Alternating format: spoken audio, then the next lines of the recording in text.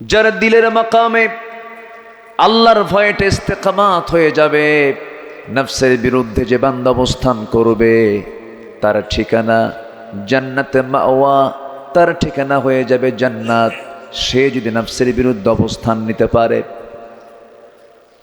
নফস তো ভালো কিছু চায় না, নফসের চাওয়াটা হলো প্রথম চান্সই খারাপ। হারাম কাজের দিকে নফস দৌড়াতে চায়, সুন্দরী নারী দেখলে দেখতে মন চায়, হালাল খাবার খেতে মন চায় না, সুদের কারবার করতে মন চায়। আল্লাহ রাব্বুল আলামিন হাজারো ফল দিয়েছেন, ফল খাও, ফলের রস খাও। বান্দা ফল ঠিকই খায়, কিন্তু ফলটাকে পচায়া খেতে চায়, মদ বানায়া খেতে চায়।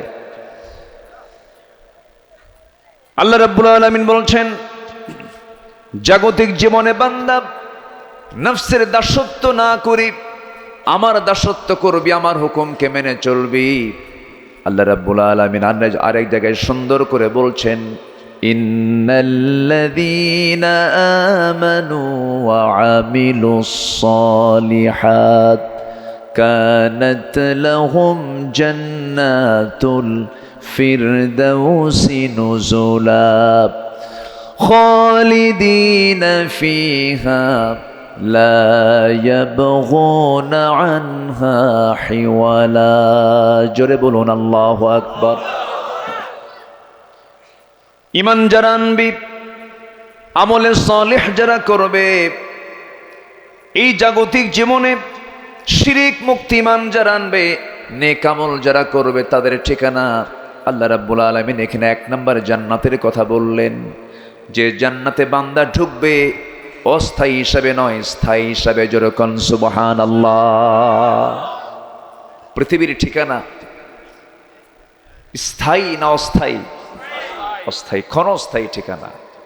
আর মরে যাওয়ার পর যদি জান্নাত হয়, যদি জান্নাত জোটে, সেই জান্নাতটা হবে, বলেন,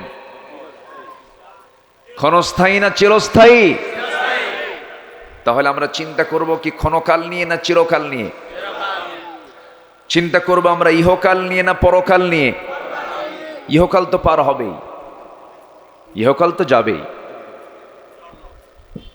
যেতে হবেই, কিন্তু আখিরাত শুরু হবে, শেষ হবে না। এই লোকগুলো ওঠে কেন? কি সমস্যা? একটু বসেন না, কত সময় তো কত দিকে চলে যায়। একটু জিকির করি, লা ইলাহা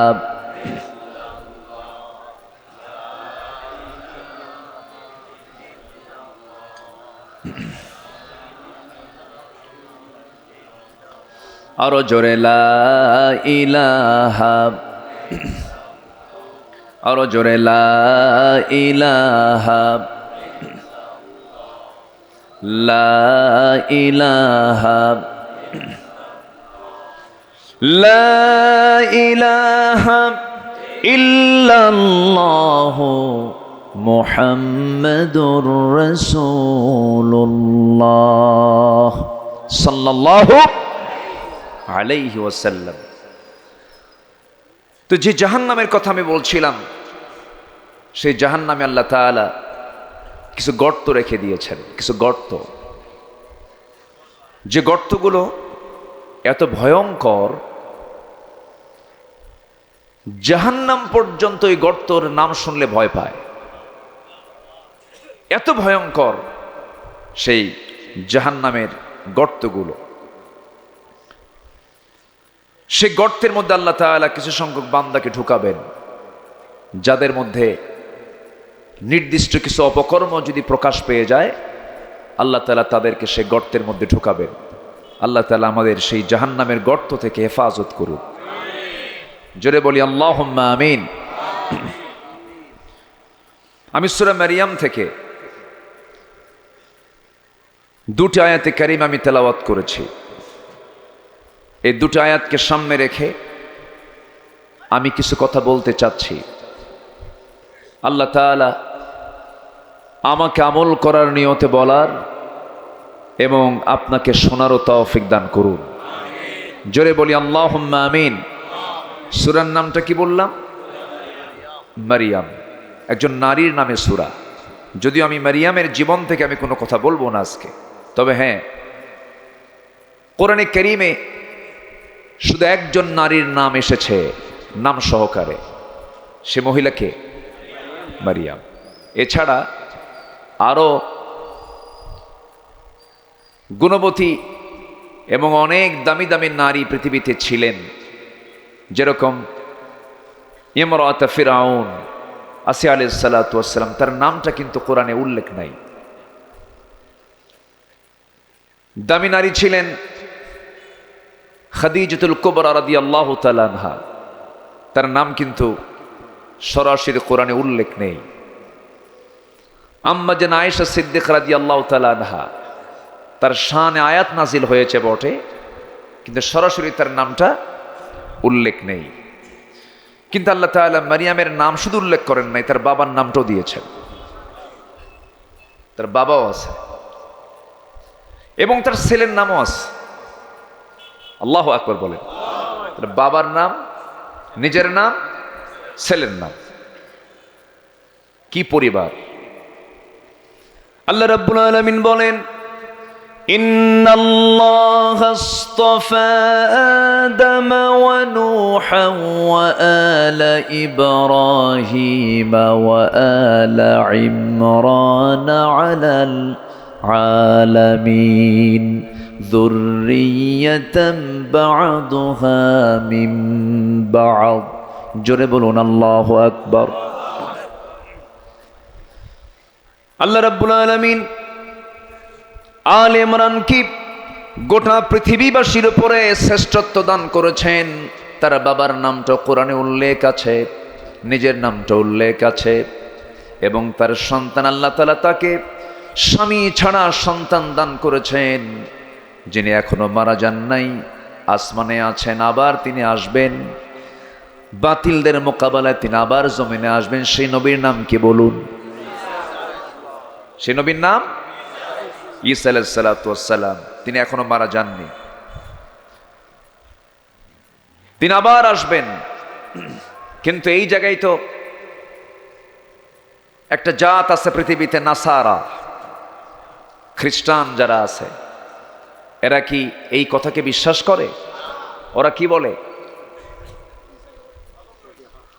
তারা বলতেছে আমরা তাকে ক্রুশবিদ্ধ করেছি, আমরা শেষ করে দিয়েছি। কিন্তু ঈসা আলাইহিস সালাতু ওয়াস সালাম, আল্লাহ তাআলা তাকে আসমানে উঠায় নিয়েছেন, তিনি আবার আসবেন। এবং শুধু এতটুকুই নয়, তারা এটাও বলে ঈসা হলো আল্লাহর ছেলে। যেরকম নাউযুবিল্লাহ। ঈমান আছে না গেছে? ঈমান আছে না গেছে? ঈমান চলে গেছে। কারণ আমার আল্লাহর পরিচয়ের সবচেয়ে বড় দিক হলো তিনি কারো থেকে জন্ম হয়ে আসেন নাই, কাউকে জন্ম দেন নাই। একটা সূরা, জি জি। তো আমার আল্লাহর পরিচয়টা আমরা যদি নিতে চাই, ছোট্ট একটা সূরার মধ্য দিয়ে আল্লাহ তাআলা তার কমপ্লিট পরিচয়টা দিয়েছেন। আল্লাহ রাব্বুল আলামিন বলেন, যারা পারেন ঠোঁট মিলিয়ে বলুন, কুল হুয়াল্লাহু আহাদ আল্লাহুস সামাদ লাম ইয়ালিদ ওয়া লাম ইউলাদ ওয়া লাম ইয়াকুল লাহু কুফুয়ান আহাদ। কারো থেকে জন্ম হয়ে আসেন নাই, কাউকে তিনি জন্ম দেন নাই, তার সমকক্ষ পৃথিবীতে আর কেউ হতে পারে না। সেই মহান রব্বুল আলামিন তার পরিচয়টা তিনি নিজেই দিয়ে দিয়েছেন। কিন্তু খ্রিস্টানরা বলতেছে কি, ওয়াকালাতিল ইয়াহুদু উযাইরুন ইবনুল্লাহ ওয়াকালাতিন নাসারাল মাসীহু ইবনুল্লাহ।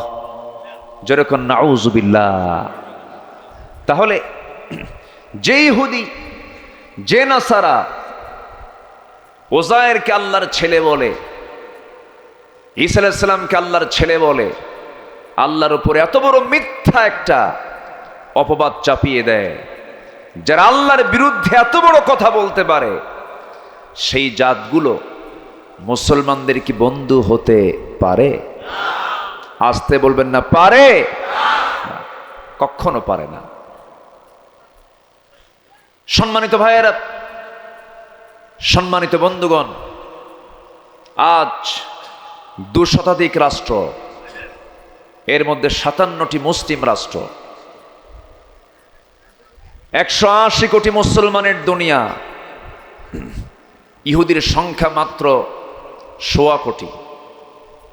1.25 কোটি ইহুদি,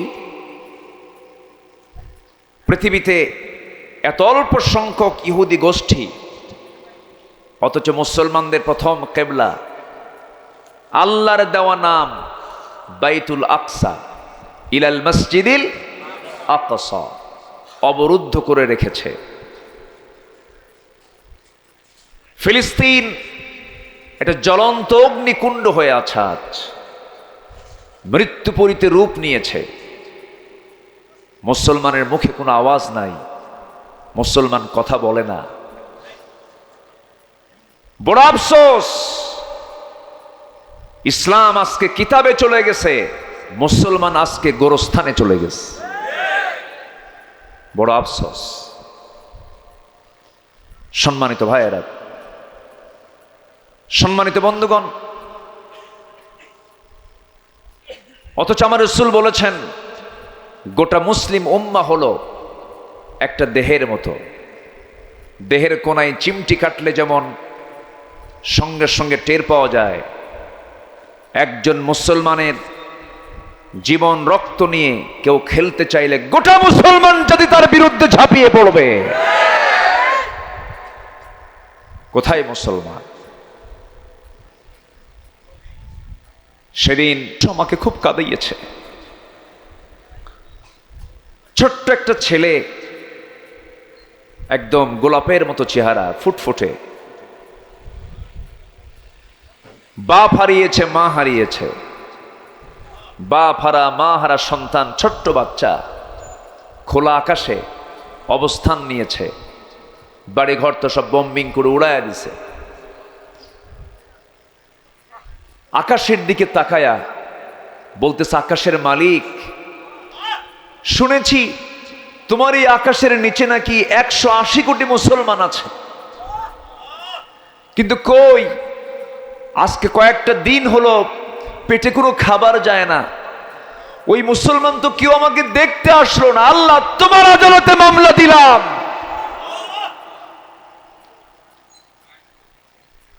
এই মামলার জামিন আপনি নেবেন কেমনে? সম্মানিত ভাইয়েরা,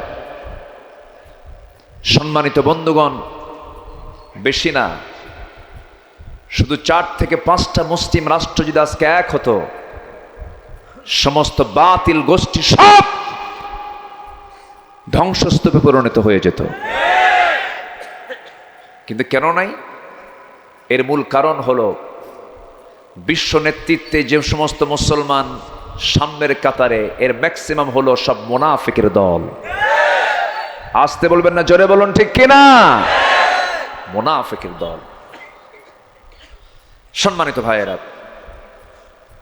খ্রিস্টানের ছেলে খ্রিস্টান হতে পারে, বৌদ্ধের ছেলে বৌদ্ধ হতে পারে, ব্রাহ্মণের ছেলে ব্রাহ্মণ হতে পারে, মুসলমানের সন্তান মুসলমান হতে পারে না যদি তার মধ্যে ঈমান না থাকে। ঈমান হচ্ছে বড় শর্ত। আমরা ঈমানকে মজবুত করে আনবো। জোরে বলি ইনশাআল্লাহ, জোরে বলি ইনশাআল্লাহ। ঈমানদার তো সেই যার মুখ থেকে অন্যের প্রতিবাদ, অন্যের বিরুদ্ধে যে সোচ্চার হবে, সেই হচ্ছে প্রকৃতি ঈমানদার। সম্মানিত ভাইয়েরা, আমি মূল পয়েন্টের দিকে আস্তে আস্তে চলে যাচ্ছি। আমরা জাহান্নাম থেকে সবাই বাঁচতে চাইতো নাকি? আমাদের সবচেয়ে বড় চ্যালেঞ্জ হলো কি থেকে বাঁচা? জাহান্নাম থেকে বাঁচা। জাহান্নাম থেকে যদি আমরা বাঁচতে চাই, আল্লাহ তাআলা কিছু আমল দিয়েছেন, যে আমলগুলো করলে বান্দা জান্নাত পেয়ে যাবে। আর কিছু জাহান্নামে যাবার কিছু কারণ তুলে ধরেছেন, যে কাজগুলো করলে, যে অপকর্মগুলো করলে বান্দা জাহান্নামের মধ্যে ঢুকে পড়বে। সূরা মারিয়াম 59, 60, 61 এই 3টা আয়াতকে সামনে রেখে আমি আলোচনা ইতিমধ্যে শুরু করে দিয়েছি। সেই জাহান্নামের একটা গর্ত আছে, সেই জাহান্নামের গর্তের নামটা হলো গাইয়ুন, গাই নামক গর্ত। এই গাই নামক গর্তের মধ্যে আল্লাহ তাআলা সরাসরি আয়াতের মধ্যে আসছে হলো 3 শ্রেণীকে ঢুকাবেন। আর তাফসীর কুরতুবির ভিতরে এসেছে আরো 7টা বদগুণ যাদের মধ্যে থাকবে আল্লাহ তাআলা তাদেরকেও জাহান্নামের এই গর্তের মধ্যে ঢুকাবেন। আমি এই কয়েকটি পয়েন্ট আমি আউট করতে চাই সবার সামনে। আমাকে সময় দেওয়া যাবে তো? জোরে বলি ইনশাআল্লাহ। আল্লাহ রাব্বুল আলামিন বলেন, فخلف من بعدهم خلف أضاعوا الصلاة واتبعوا الشهوات فسوف يلقون غيا إلا من تاب وآمن وعمل صالحا فأولئك يدخلون الجنة ولا يظلمون شيئا জোরে বলুন আল্লাহু আকবার। আল্লাহ রাব্বুল আলামিন বলেন, ওই সমস্ত বান্দার জন্য জাহান্নামের গর্তের মধ্যে আমি তাদেরকে ঢুকিয়ে ছাড়বো যাদের মধ্যে 3টা বদগুণ পাওয়া যাবে। এর মধ্যে 1 নাম্বার বদগুণ হলো যে বান্দা দুনিয়ার জিন্দেগিতে নামাজকে নষ্ট করে ফেলেছে, নামাজের ব্যাপারে যারা অবহেলা করেছে, নামাজকে যারা কাসা করেছে, নামাজকে যারা বাদ দিয়ে দিয়েছে, এই সমস্ত বান্দার জন্য মহান রব্বুল আলামিন গাই নামক গর্তের ব্যবস্থা রেখে দিয়েছেন।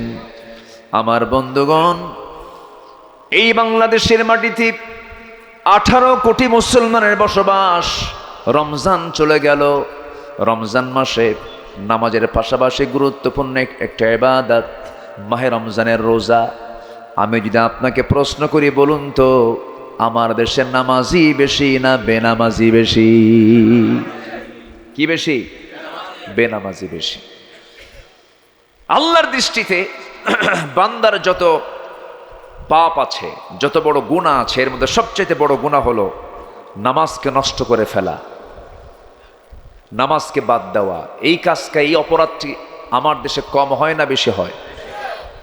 আচ্ছা, ফ্যানটা কি একটু মুভিং করা যায় না? বাতাসে আমার প্রবলেম হচ্ছে।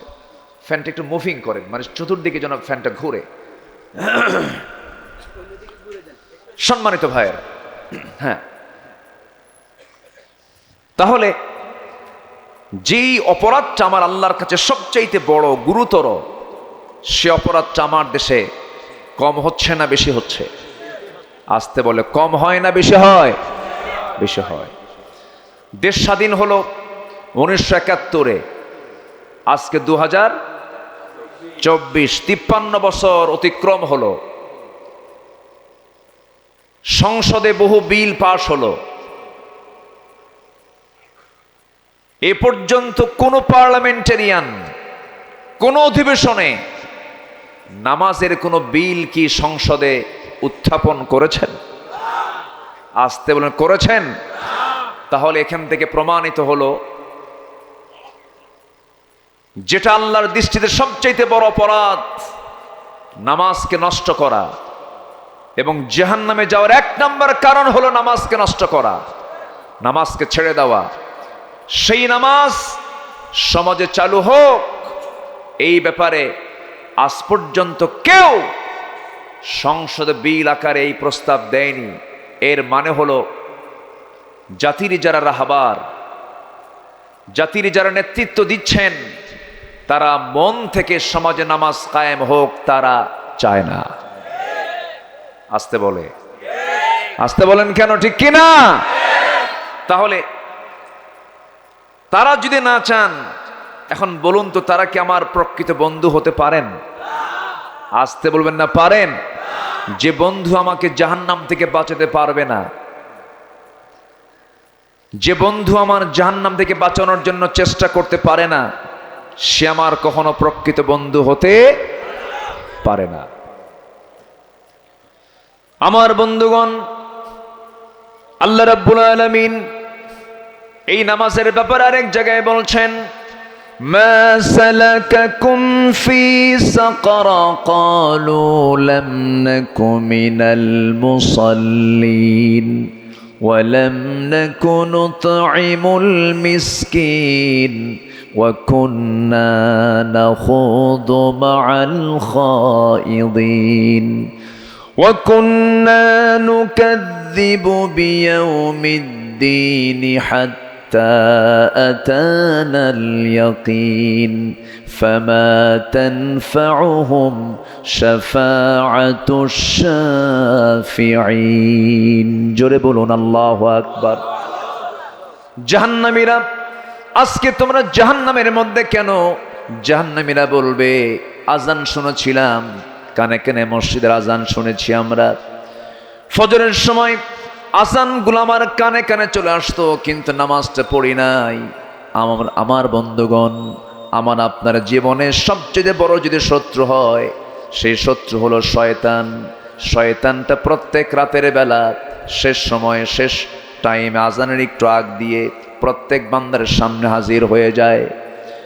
প্রত্যেক বান্দার সামনে হাজির হয়ে সে ওয়াজ করে, সে বলে ফেলে, আলাইকা লাইলুন তাবিল, আলাইকা লাইলুন তাবিল, তোমার জন্য রাত অনেক লম্বা, অনেক লম্বা রাত তোমার জন্য, তুমি ঘুমাও, তুমি ঘুমাও।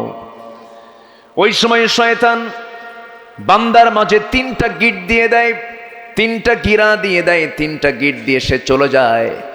আমার রাসূল বলছেন, সেই তিনটা গিট যদি তোমরা ছুটাতে চাও, তিনটা আমল তোমার সেই সময়ে করতে হবে। গিট দেওয়া বোঝেন তো নাকি? এলাকায় কি বলে? হ্যাঁ, গিটা দেওয়া। হ্যাঁ, মানে গিটা দেওয়া। চট্টগ্রাম তো, হ্যাঁ গিট্টা, হ্যাঁ কি বলে? হ্যাঁ গিট্টা বলে। হ্যাঁ, যাই হোক, সমস্যা নাই। আমার কথা বুঝতেছেন তো নাকি? আমি চেষ্টা করি একটু সহি বাংলা বলার জন্য, যেন সবাই যেন বুঝতে পারেন। কিন্তু আমি তো আপনার ভাষা বুঝি না। আপনার ভাষা বুঝি, বাট বলতে পারি না। গালি দিলে টের পাই,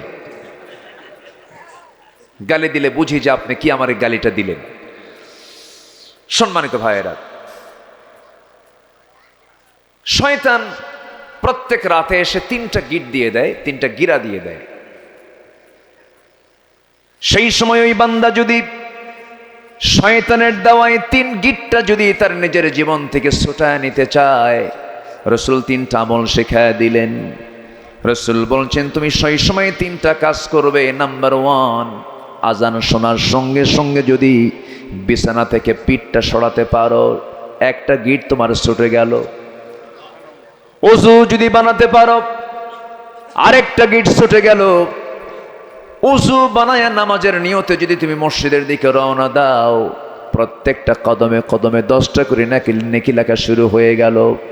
বান্দা, তুমি নামাজের নিয়তে নামাজে দাঁড়ায়া যাবা, শয়তানের 3টা গিট ছুটে গেল।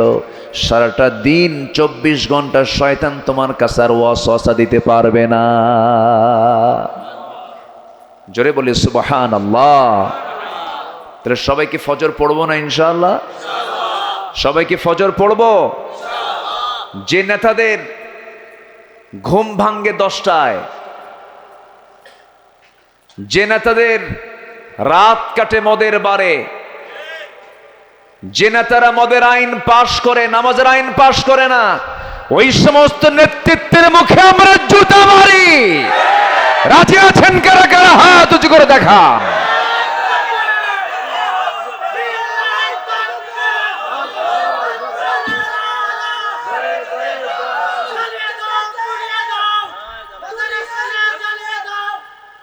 আল্লাহ তুমি সবার হাতকে কবুল করো। জোরে বলি আমিন। আরো জোরে আমিন। সম্মানিত ভাইয়েরা, 1000 বছর ওয়াজ মাহফিল করে আপনি সমাজ থেকে মদকে বন্ধ করতে পারবেন না। 1000 বছর ওয়াজ করে সমাজ থেকে আপনি সুদের কারবার বন্ধ করতে পারবেন না। 1000 বছর ওয়াজ করে আপনি সমাজ থেকে জেনার কারবার বন্ধ করতে পারবেন না। আমাদের পাখি, যিনি কোরআনের পাখি ছিলেন, অগণন মানুষের হৃদয়ের কলিজার টুকরা, আল্লাহ তুমি তার শাহাদাতকে কবুল করে নাও। উনি প্রায়ই বলতেন, একদিন আমাকে পার্লামেন্ট আমি গিয়েছিলাম, দেখতে গিয়েছিলাম, তো আমাকে লক্ষ্য করে বললেন, তুমি কি জানো এই যে 300 জন লোক বসে আছে পার্লামেন্টে, এই 300 জন পারে এই জাতির ভাগ্যের পরিবর্তন করতে। সম্মানিত ভাইয়েরা, এই চেতনা যখনই ইসলামী নেতৃত্বের মধ্যে যখন সৃষ্টি হয়েছে, সেদিন থেকেই ষড়যন্ত্র শুরু হয়েছে। ওরা ভাবতেছে যে আমাদের ভাগে এরা ভাগ বসালো কেন? না, এটা মূল উদ্দেশ্য নয়। সমাজে দিন যদি চালু হয়ে যায়, সমাজে সকল প্রকার অন্যায় দূর হয়ে যাবে। ঠিক কিনা বলেন? এজন্য সমাজে মদ না থাকুক, সবাইকে আমরা চাই না? সবাই চান তো নাকি? মদ না থাকুক, জেনা না থাকুক, সুদের কারবার বন্ধ হয়ে যাক, সবাই আমরা চাই কি চাই না? কিন্তু এগুলো কি এমনি এমনি বন্ধ হবে? এমনি এমনি বন্ধ হবে না। বন্ধ হবে কেমনে? আমি এই লাইনে একটু পরে আসি, কথা আছে। আমাকে সময় দিলে আমি কথা বলবো ইনশাআল্লাহ। আমাকে সময় দিচ্ছেন তো? একটু বসেন। মানুষ আছে যেখানে শয়তান আছে, এখানে শয়তান নাই তো? আসতে কয়, শয়তান আছে না নাই? আছে। ওর কাজই কি জানেন? আমাকে এখান থেকে উঠিয়ে দেওয়া, তাড়াতাড়ি ওঠ।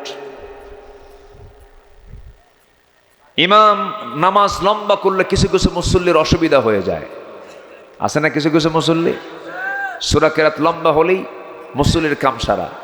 কে আইলসে হুজুর কেমনে আসলো, হুজুরকে অলস বানায় ফেলে।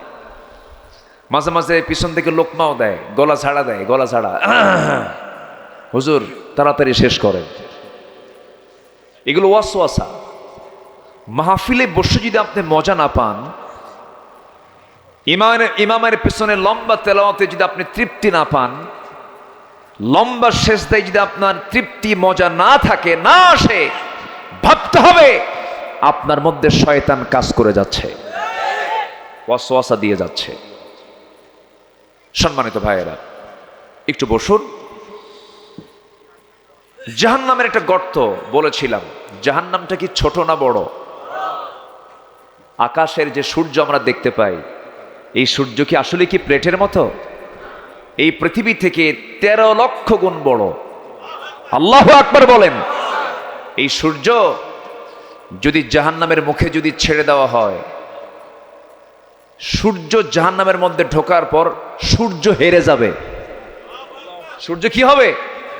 হেরে যাবে, খুঁজেই পাওয়া যাবে না। এত ভয়ঙ্কর জাহান্নাম, এত ভয়ঙ্কর জাহান্নাম।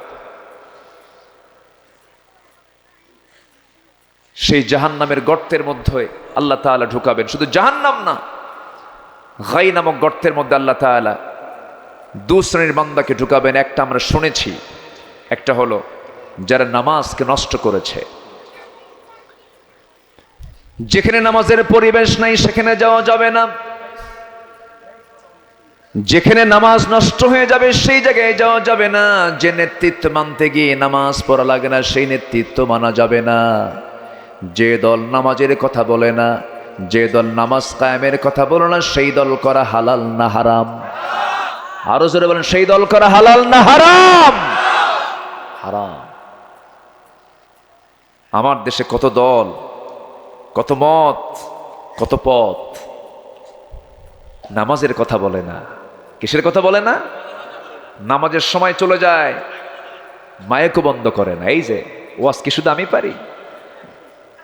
মাইকও বন্ধ করে না, খালি বটতলার মাইক পাইছে, একটাই হুঙ্কার, ভারামা। কি ঠিক আছে না? এক একজন, এক একটা নেতা এক একটা ভাবভুব দিয়ে ওয়াজ করে চলে যায়। এখন তো নেতা হওয়ার জন্য বেশি গুণ লাগে না, নেতা হওয়ার জন্য 2টা গুণ লাগে, একটা মোষ মোটা, একটা পেট মোটা। মোষ একখান হতে হবে 2.5 ইঞ্চি জাতের, হাইব্রিড জাতের মোষ, বাস নেতা হয়ে গেছে।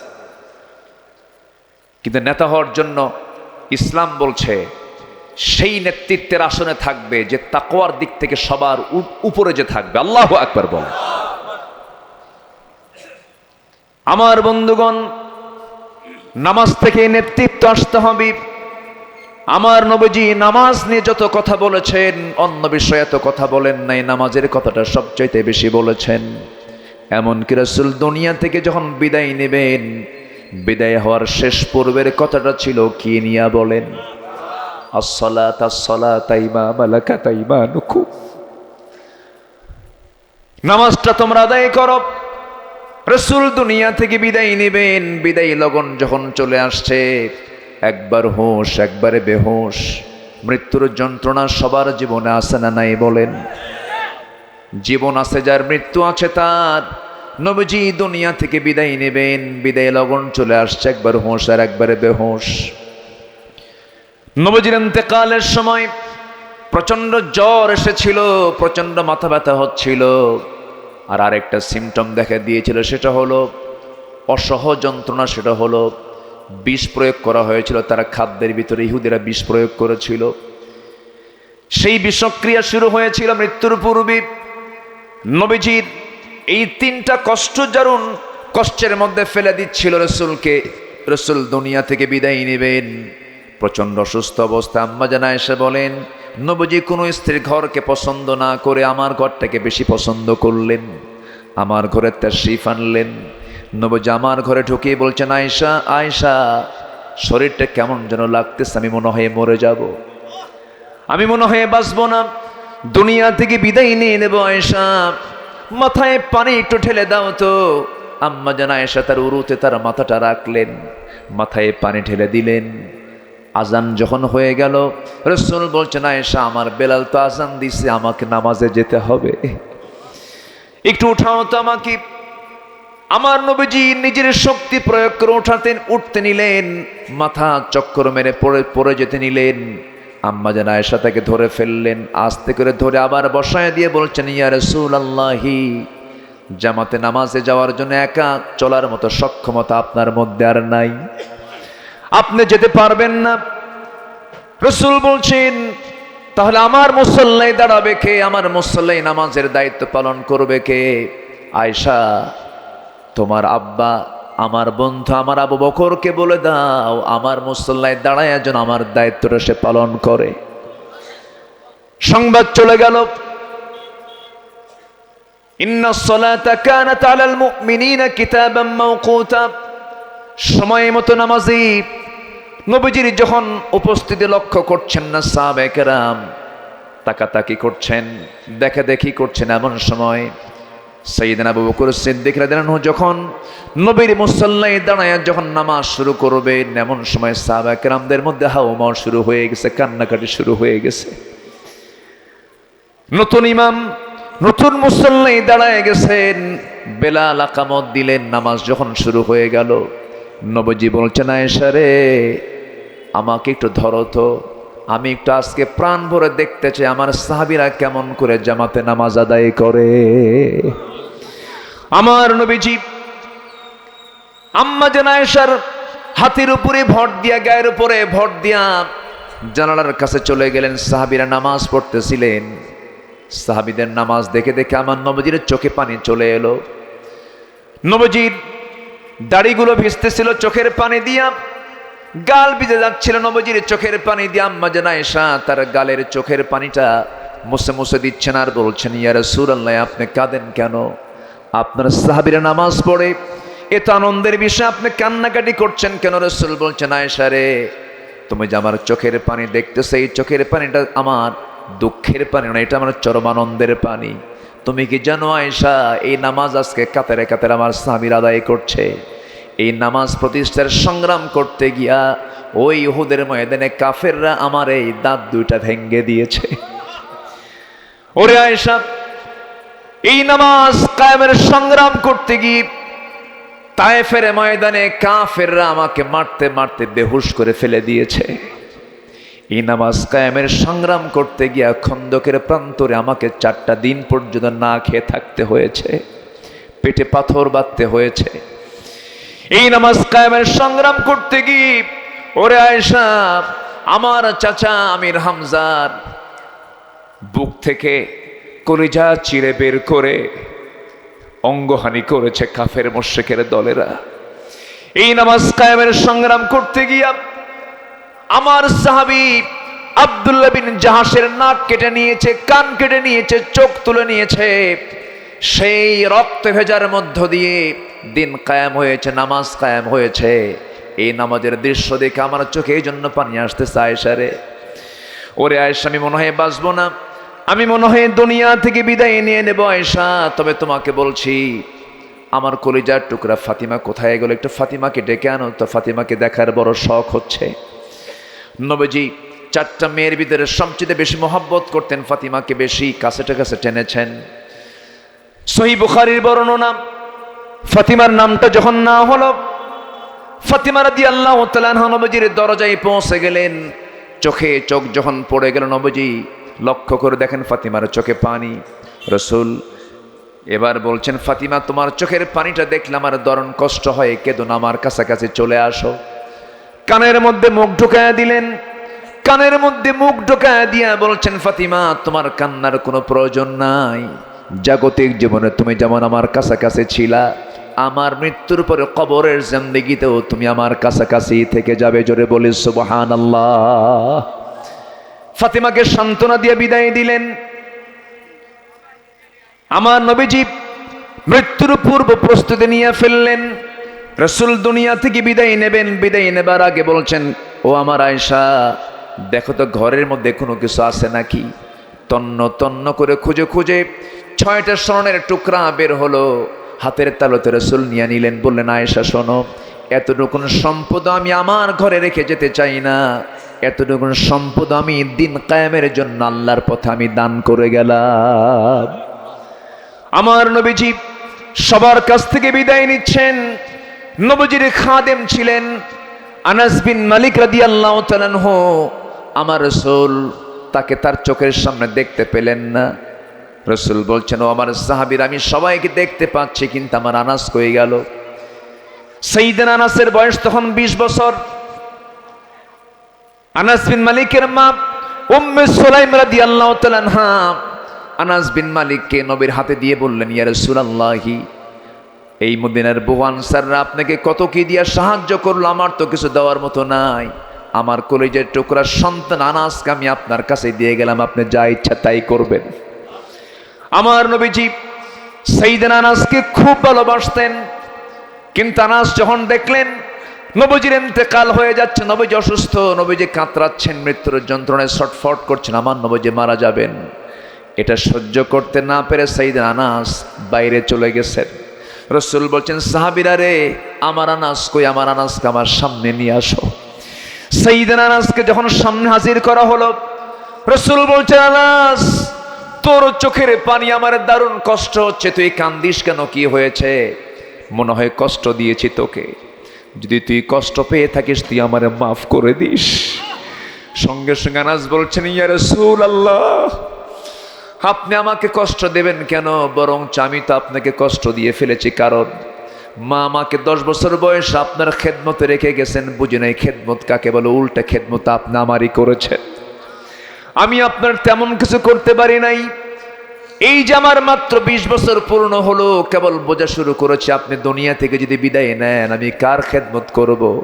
এই জন্য আমি আপনার জন্য দোয়া করি, আল্লাহ যেন আপনার যুগ যুগ হায়াতটা বাড়াইয়া দেন, আমি যেন আনাস আপনার খেদমত করে যেতে পারি।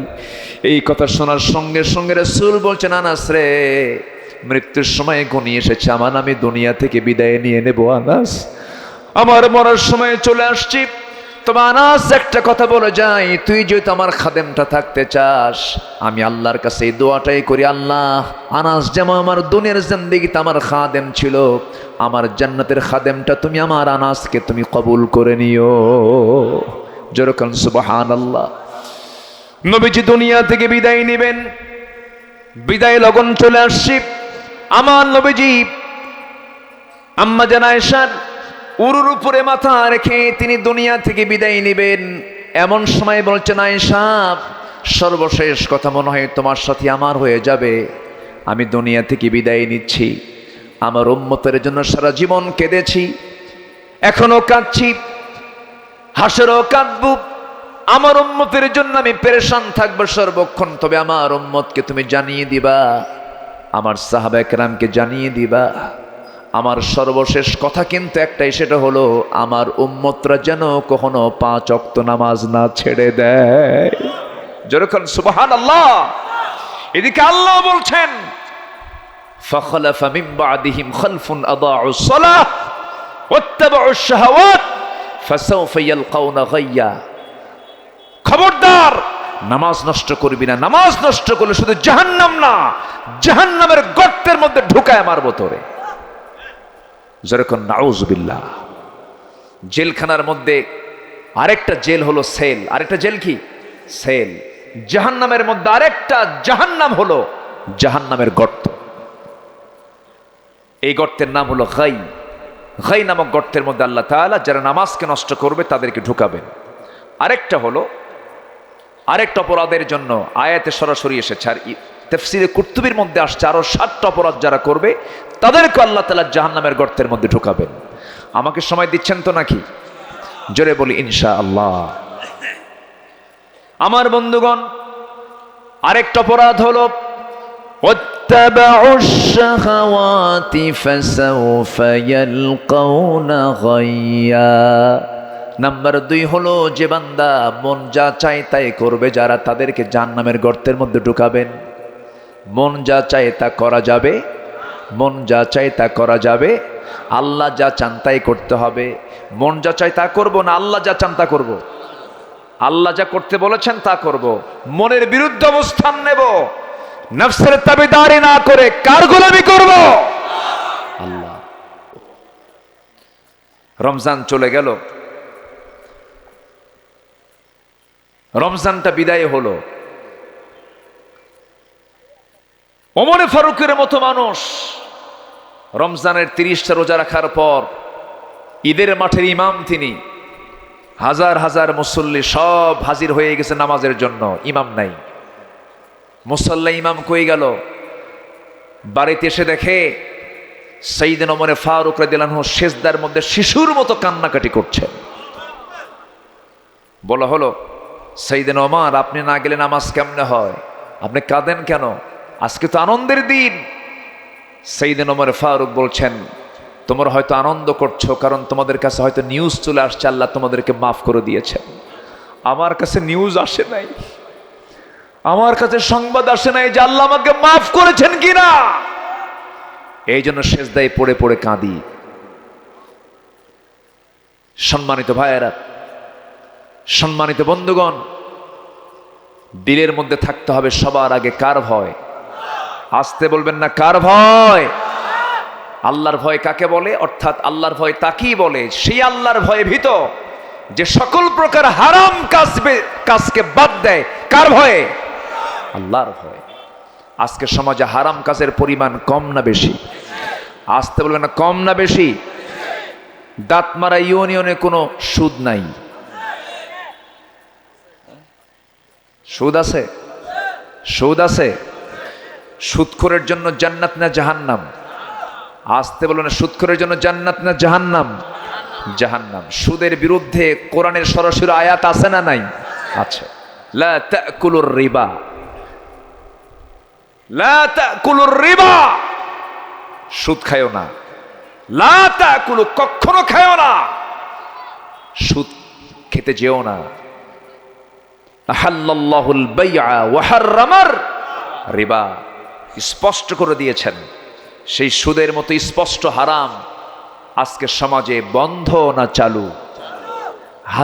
হাজি সুদখোর আছে না নাই? বলেন, হাজি সুদখোর আছে না নাই? আছে। এবং মসজিদ কমিটির সভাপতি আগে, আজ থেকে 20 বছর আগেও যদি আপনি তাকান, সভাপতি সেক্রেটারি নির্বাচনে একটু হলো সতর্ক থাকতো না, বেনামাজিকে দেওয়া যাবে না, সুদখোরকে দেওয়া যাবে না। এখন আমি হলফ করে বলতে পারি ম্যাক্সিমাম মসজিদের সভাপতি সেক্রেটারি সবগুলো সুদখোর আর মদখোর। আমি কি ভুল বলছি? কি সিচুয়েশন দেখেন।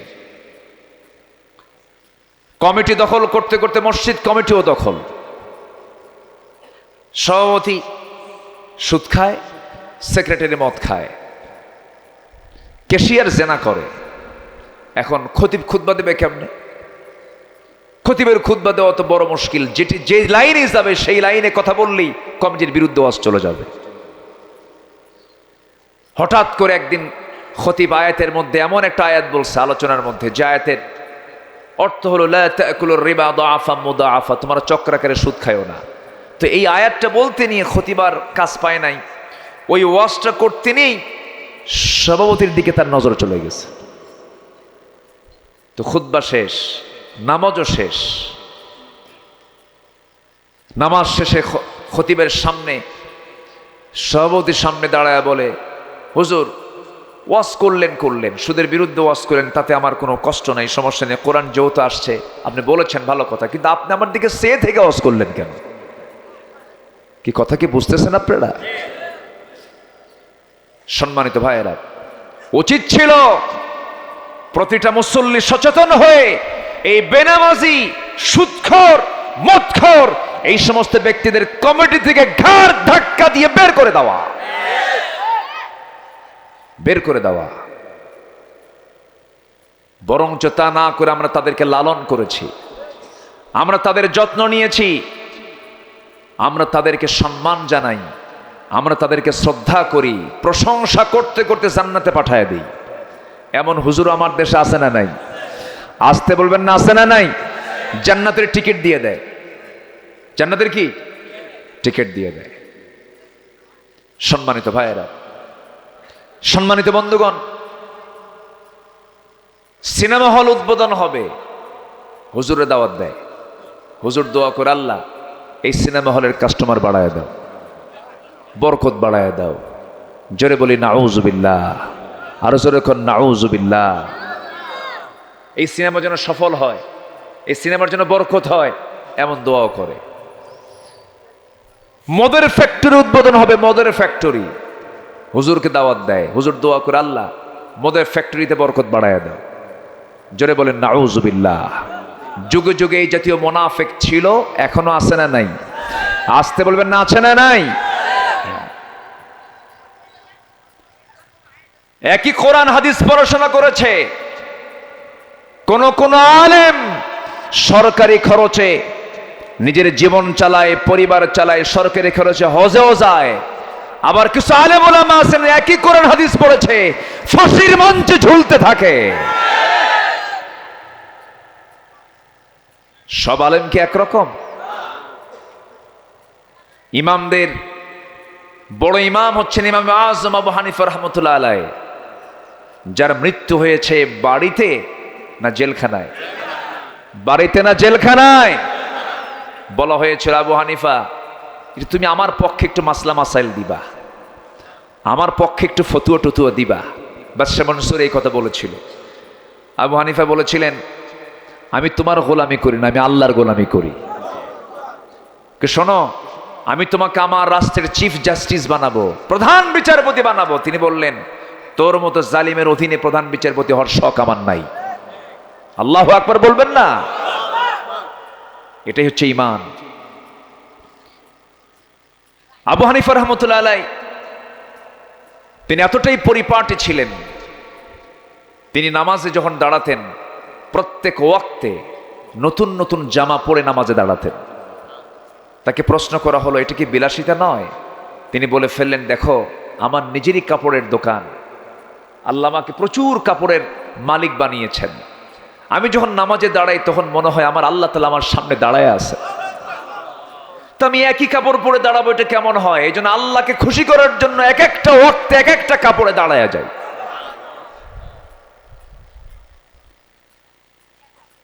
সম্মানিত ভাইয়েরা, কি হিসাব তার ছিল। নিজে তিনি ব্যবসার দোকানে বসতেন। একদিন দেখেন একটা কাপড়ের গাট্টি বলে, এটা গাট্টি বলে না কি বলে এলাকায়? কাপড়ের গাঁটটির ভিতরে একটা অংশ ছেঁড়া। তিনি এটা দেখে বললেন, শোনো, এটা যখন বিক্রি করতে যাবে কাস্টমারকে বলবে যে এটা ছেঁড়া অংশ, এটা ত্রুটিটা জানায়া এরপর বিক্রি করবা। এই কথা বলে তিনি নামাজে চলে গেছেন। পরে এসে দেখেন যে ওটা বিক্রি হয়ে গেছে। কে বিক্রি করলো? কে? আমি বিক্রি করেছি। তুমি কি এটা ত্রুটি বলেছ? কেন বলি নাই। আমার তো গোটা বিজনেস আরাম হয়ে গেল। গোটা অংশ তিনি দান করে দিয়েছেন। আল্লাহু আকবার বলবেন না? আবু হানিফা রাহমাতুল্লাহ আলাইহি, বাদশা মনসুর তাকে ধরে নিয়ে গেল, জেলখানায় আটকিয়ে রাখলো। কোনো লাভ নাই,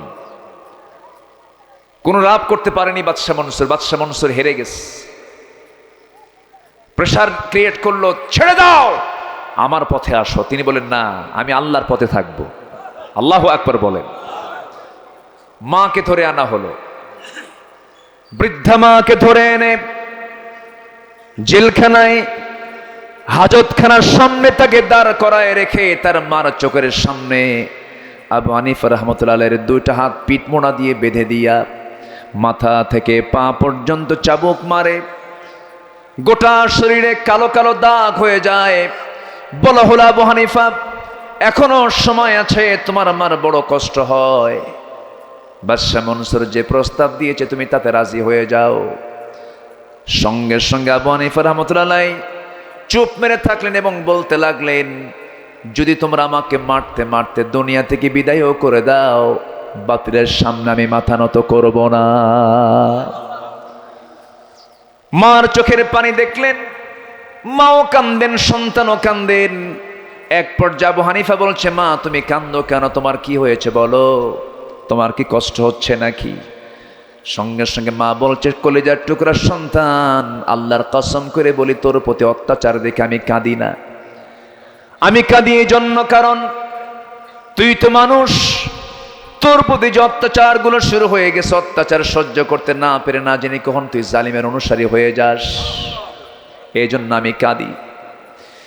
আমার মন চায় রে, ও আমার কলিজার টুকরা সন্তান, আমার মন চায় এইরকম করে মার খেতে খেতে জেলখানায় পুড়ে পুড়ে তুই শহীদ হয়ে যাবি, আমি শহীদের মা হওয়ার গৌরব অর্জন করতে পারবো। আমার ভাইরা, যুগে যুগে আল্লাহর পছন্দের যারা গোলাম হয়েছেন, সোনা কখন হয়? পুড়ে পুড়ে সোনা খাঁটি হয়ে যায়। ঈমান এনেছি, এতটুকুন শব্দ বললাম আমি পার পেয়ে যাব না, না। ঈমান এনেছি, ঈমানটাকে আমি যদি আপনি পাকা করতে চাই, যত বাধা আসুক না কেন সমস্ত বাধাকে ডিঙ্গিয়ে ঈমানের মঞ্জিলে মকসুদ আমার পৌঁছতে হবে। আল্লাহ রাব্বুল আলামিন এক জায়গায় বলছেন, প্রশ্ন করছেন বান্দাকে, আহাসিবান নাস আইয়ুতরাকু আইয়াকুলু আমান্না ওয়া হুম লা ইফতানুন। মানুষের ধারণা ঈমান এনেছি, এতটুকুন শব্দ বললাম আর আমি তাকে ছেড়ে দেব না, না, অবশ্যই তাকে আমি পরীক্ষা করব। কার কথা? আসতে বলবেন না, কার কথা? আল্লাহর কথা পরীক্ষা করা হবে। যুগে যুগে আল্লাহর পছন্দের যারা বান্দা ছিলেন তাদেরকে পরীক্ষা করা হয়েছে। সে সমস্ত পরীক্ষায় তারা ফেল করেছেন না পাশ করেছেন? জাতির পিতাকে, জোরে বলেন, জাতির পিতাকে? আমার বাপ, আপনার বাপকে, ইব্রাহিম আলাইহিস সালাতু ওয়াস সালাম, জাতির পিতা আল্লাহ তাআলা তাকে সিলেকশন দিয়েছেন, মিল্লাতা আবিকুম ইব্রাহিম। আমার নবীজি কি স্মরণ করে দিয়ে আল্লাহ নিজে বলছেন, হে রাসূল আপনি হতাশ হবেন না, আপনার সাহাবায়ে কেরামকে সাহস দিবেন, নিরাশ হবেন না। ওয়া ইযিবতালা ইব্রাহিম রাব্বুহু বিকালিমাতিন ফাআতাম্মাহুন। সেই সময়ের কথা স্মরণ করুন, যে সময় আমি আমার ইব্রাহিমকে অনেকগুলো পরীক্ষা করেছিলাম, প্রত্যেকটা পরীক্ষায় তিনি ফার্স্ট ক্লাস ফার্স্ট হয়েছেন। ফাতাম্মাহুন্না, প্রত্যেকটা পরীক্ষায় তিনি উত্তীর্ণ হয়েছেন, ফেল করেন নাই।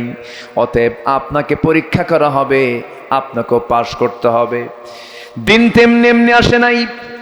আমার নবীজি যে সমাজে জন্ম নিয়েছিলেন, সুদ ছিল, জেনা ছিল, ব্যভিচার ছিল, খুন ছিল, রাহাজানি ছিল, শক্তির অপপ্রয়োগ ছিল, সব অপকর্মের সমস্ত কিছু উপস্থিতি সেই সমাজে ছিল। আমার নবীজি সেই সমস্ত অন্যায়গুলো সমাজ থেকে দূর করেছেন, শুধু নামাজ আদায় করে নয়, শুধু কোরআন তেলাওয়াত করে নয়, সেই সমাজ থেকে সমস্ত অন্যায় দূর করার জন্য তিনি সেখানে গঠন করেছেন ইসলামী রাষ্ট্র। ঠিক কিনা?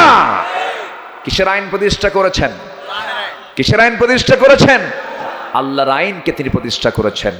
আল্লাহর আইন সমাজে চালু হোক, এটা যদি কেউ অপরাধ মনে করেন তাহলে তিনি অপরাধী বানাচ্ছেন রাসূলকে। ঠিক কিনা?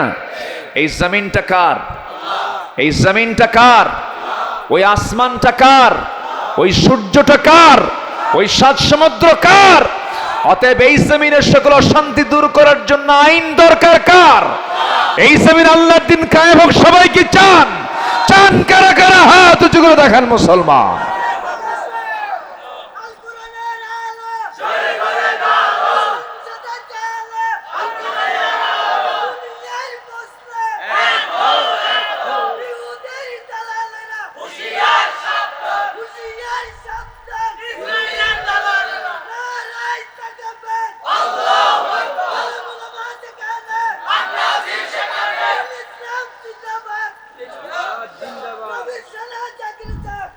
আল্লাহ কবুল করুন। জোরে বলি আল্লাহুম্মা আমিন।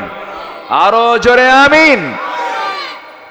মাহফিলে এসেছেন আপনারা, রাতের অন্ধকারে আপনি বাড়িতে ফিরবেন, প্রচন্ড ঘন কালো অন্ধকার আসে, আপনি সেই সময় কি খুঁজবেন বলেন তো?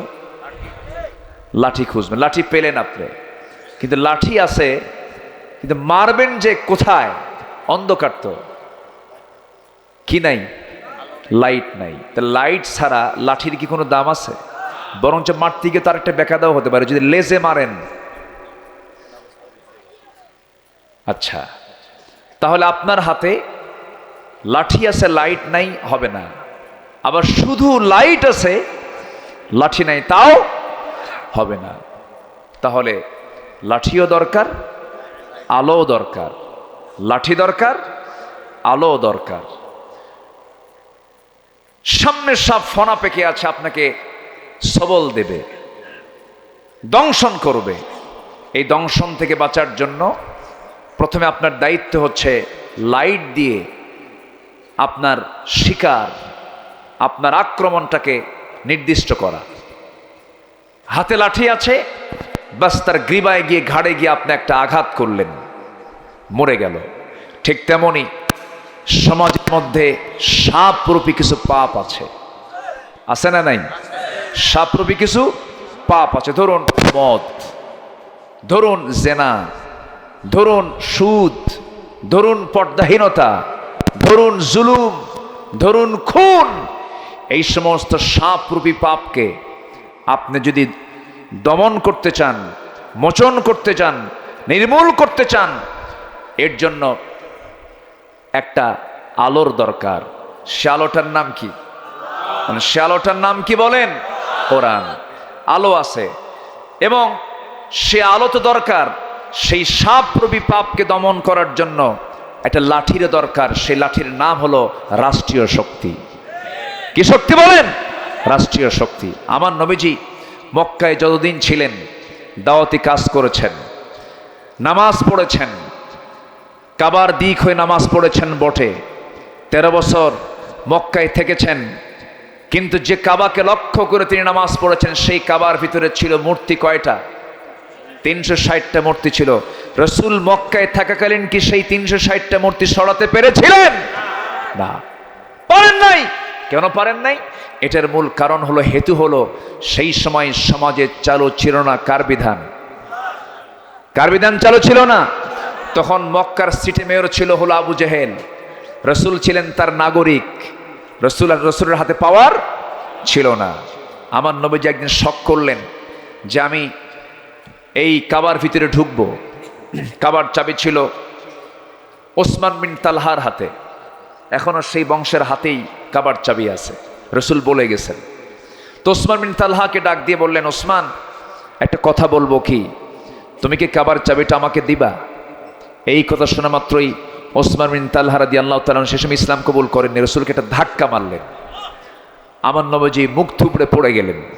পড়ে যাবার পর আবার তিনি মুস্কি হাসি মেরে দাঁড়ালেন। আমার নবীজির ভিতরে একটা অভ্যাস ছিল, সেটা হলো ব্যক্তিগত কোনো দোষ যদি কেউ করতো তার সাথে আল্লাহ রসুল তাকে মাফ করে দিতেন।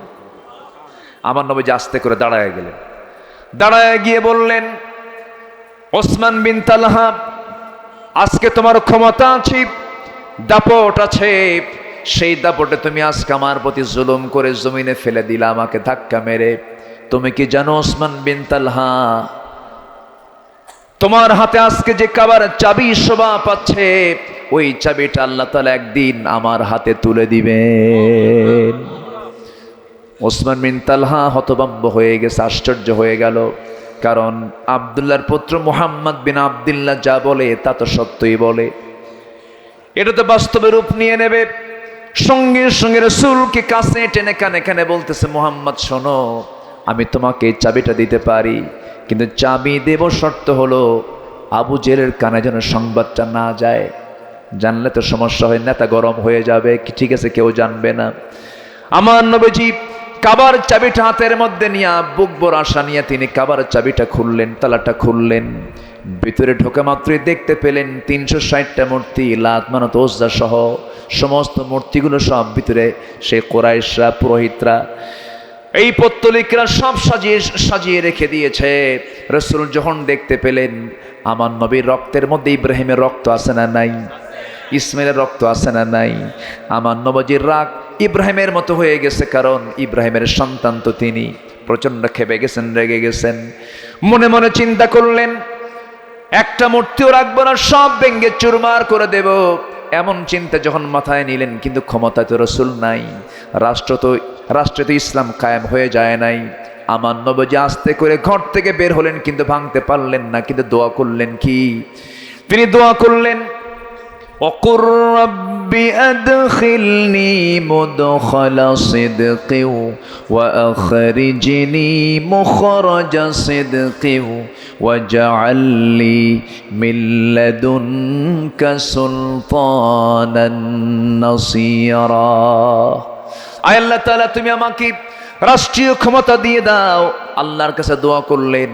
হিজরতের অর্ডার হয়ে গেল, মক্কা ছেড়ে মদিনায় চলে গেলেন। বদর চলে এলো, উহুদ চলে এলো, খন্দক চলে এলো। সাহাবায়ে কেরামদের ত্যাগ, শাহাদাতের নজরানা পেশ করতে হলো।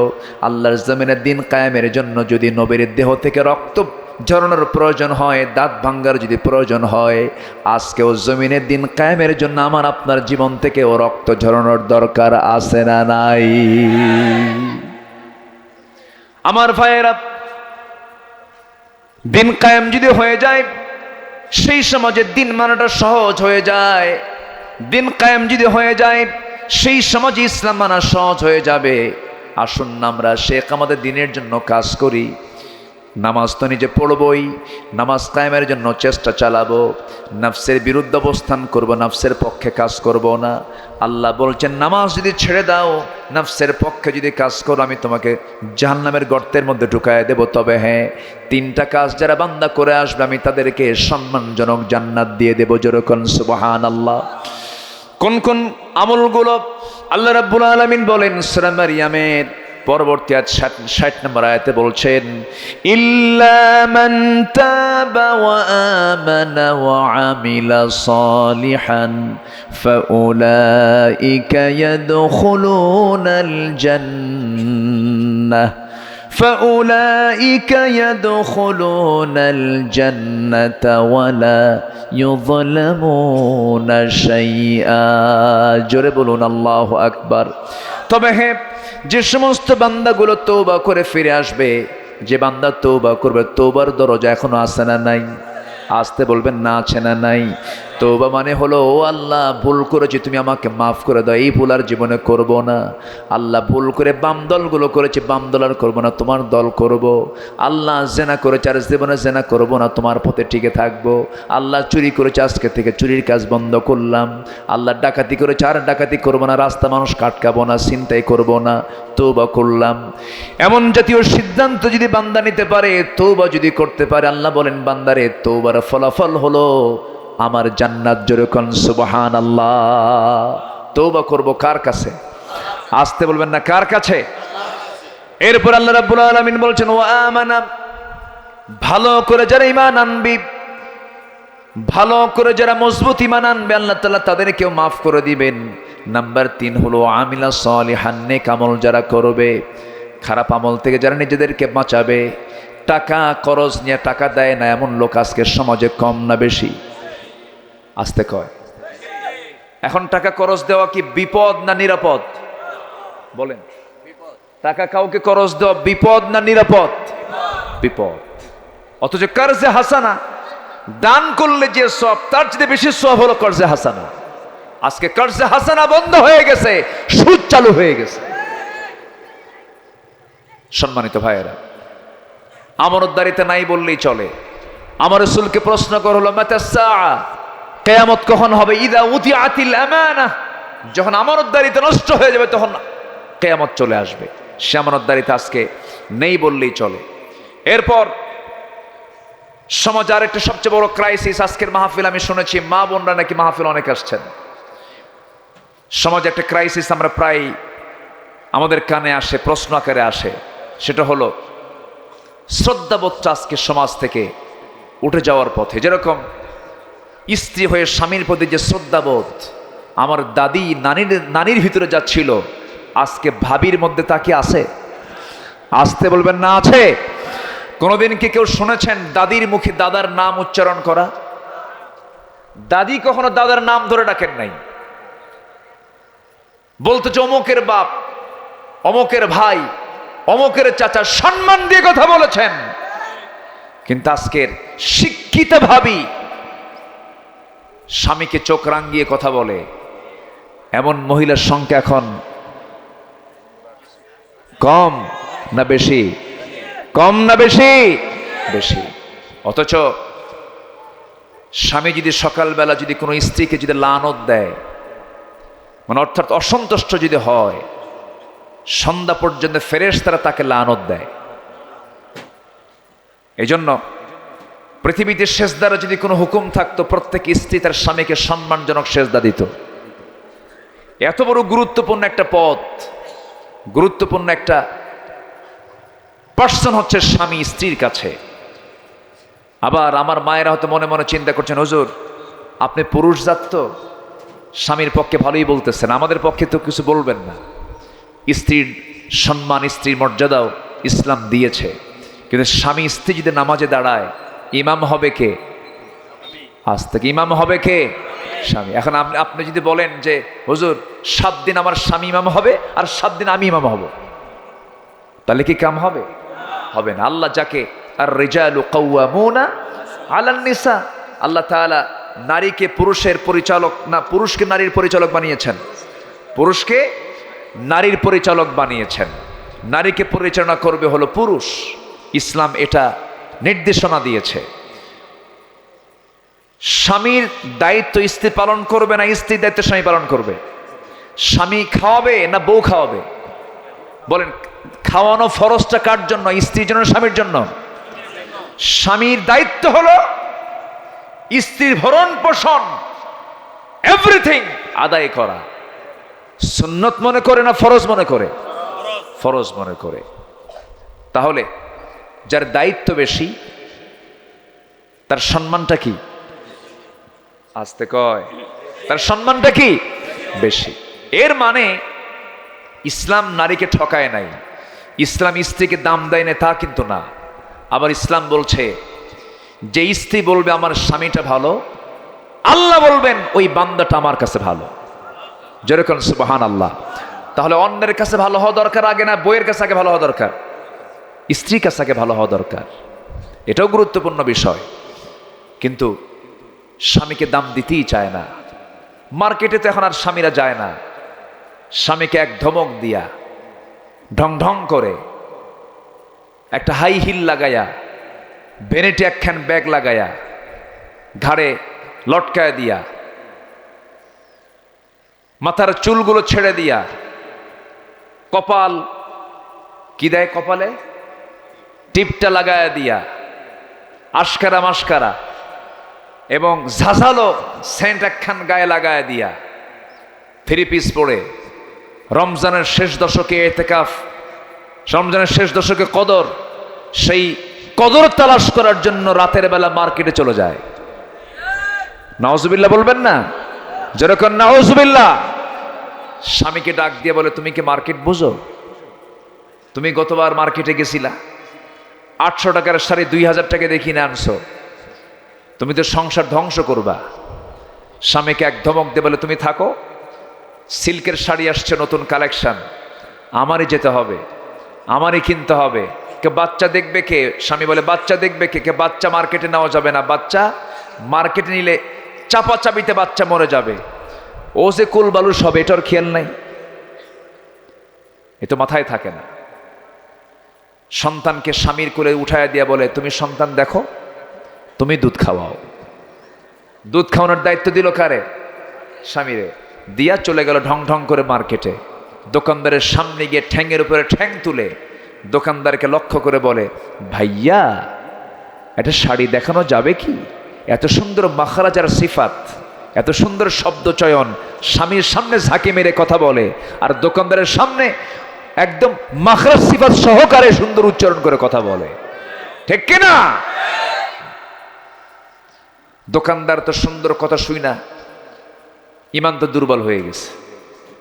শাড়ি একখান বের করে নিজের গায়ে লটকা দিয়ে বলে, আপা এই শাড়ি কিন্তু আপনাকে দারুণ মানাবে। ওটা আরেক বদমাইশ আছে না নাই বলেন তো? আছে। রমজান গেল, সব গেল।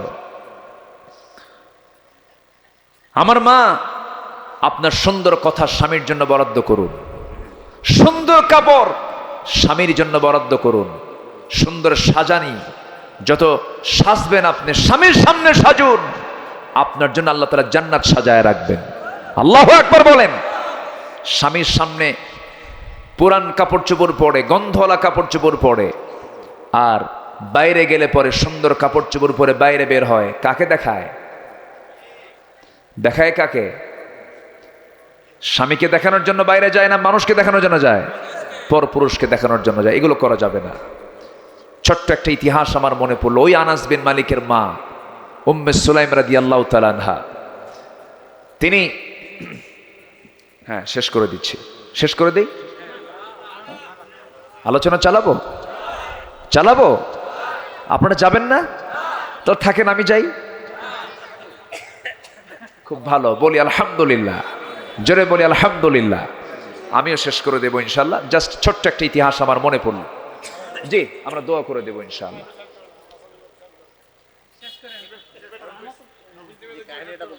আচ্ছা আচ্ছা, জি তাহলে দোয়া নাকি থাকবেন? আপনারা থাকবেন? আচ্ছা জি, বলি আলহামদুলিল্লাহ। ওনারা কতক্ষণ থাকিবেন?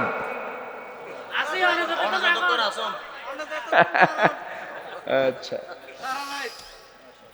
সম্মানিত ভাইয়ারা, উম্মে সুলাইম রাদিয়াল্লাহু তাআলা আনহা, উম্মে সুলাইম রাদিয়াল্লাহু তাআলা আনহা তার স্বামীকে 7 দিনের জন্য বাইরে বিদায় জানিয়েছেন। তিনি বাইরে চলে গেছেন। বাইরে যাওয়ার পর 7তম দিনে তিনি বাড়িতে ফিরবেন। স্বামী কাকে বলে মা একটু শোনার চেষ্টা করবেন। তো 7ম দিনে স্বামী বিকেলবেলা আসবেন। সকালবেলা আল্লাহর কি ফায়সালা, উম্মে সুলাইমের একটা সন্তান ছিল, ছেলে সন্তান, হঠাৎ করে মারা গেছে। হঠাৎ করে যখন মারা যায়, উম্মে সুলাইম মনে মনে চিন্তা করলেন, আমার স্বামী তো বিকেলবেলা চলে আসবেন, সন্তান তো মারা গেল, আমার স্বামীর তো মন খারাপ হয়ে যাবে, স্বামীটা কষ্ট পাবেন। এই চিন্তা মাথায় নিয়ে সন্তানটা মারা গেছে, কোনো প্রতিবেশীকেও জানালেন না। সন্তানটা মৃত লাশ পাশের ঘরে চাদর মুড়ি দিয়ে সন্তানকে সুন্দর করে পাশের ঘরে শোয়ায় রেখেছেন। বিকেলবেলা স্বামী আসবে, ডেকোরেট হয়েছেন, আপদমস্তক মাথা থেকে পা পর্যন্ত তিনি সুন্দর করে সাজগোজ করেছেন স্বামীকে খুশি করার জন্য। বিকেলবেলা যখন স্বামী দরজায় এসে কড়া নাড়ছেন, দরজা খুলে গেল, সালাম বিনিময় হয়ে গেল। স্বামী তার স্ত্রী উম্মে সুলাইমকে বলছে, আমার প্রাণ প্রিয় স্ত্রী তুমি কেমন আছো? আলহামদুলিল্লাহ ভালো আছি। আমার কলিজার টুকরা সন্তানটা কেমন আছে? এবার স্ত্রী জবাব দিচ্ছেন, আমার স্বামী আপনার সন্তানটা আগের চাইতে আরো বেশি আরামে আছে, ভালো আছে। বর্ণনায় আসছি উম্মে সুলাইম তার যৌবনের সবকিছু উজাড় করে দিলেন স্বামীর সামনে। দৈহিক সম্পর্ক হয়ে গেল, মিলন হয়ে গেল।